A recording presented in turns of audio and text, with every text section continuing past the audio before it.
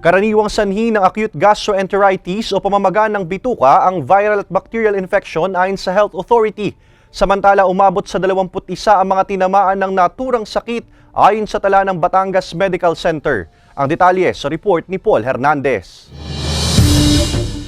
Gawin na ng inang si Christy ang paghuhugas ng mga gamit sa kusina bago at pagkatapos itong gamitin. Bilang pag-iingat at para makaiwas sa sakit, 3 chopping board pa ang ginagamit nila sa paghahanda ng pagkain sa bahay. Mahal magpa-ospital. Tapos at the same time, may mga apo ako. Dapat maging malinis na rin tayo kasi yun ay para sa atin na rin.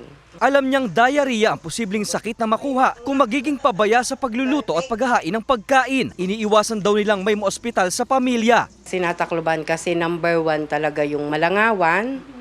Yun ang iniiwasan namin. And after malamig na, lagay mo sa ref para sa storage, proper storage. Ganitong araw dapat ang ginagawa ng marami para makaiwas acute gastroenteritis ayon sa eksperto. Gastroenteritis ang pamamaga ng bituka sanhi ng viral at bacterial infection. Ang trabaho kasi ng bituka, especially your small intestine at saka large intestine, is absorption of water.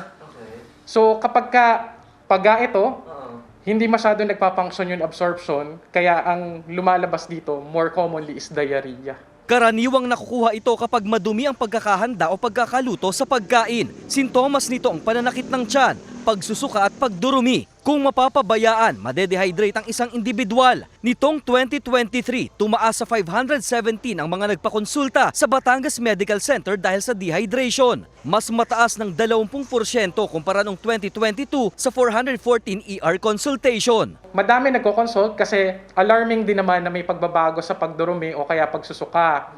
So siyempre, ang system nito, ang mga pasyente pupunta sa hospital, nagpapakita na din naman, pero ina-assess ito ng mga doktor on the level of dehydration. Nitong nakaraang Disyembre, umabot sa 21 admission ang naitala sa Batangas Medical Center na may kinalaman sa gastroenteritis. Natugunan naman daw ng atensyong medikal ang mga pasyente. Karaniwan daw na tinatamaan nito ay mga bata. Kaya't paalala ng health expert, panatilihin ang kalinisan sa loob at labas ng bahay.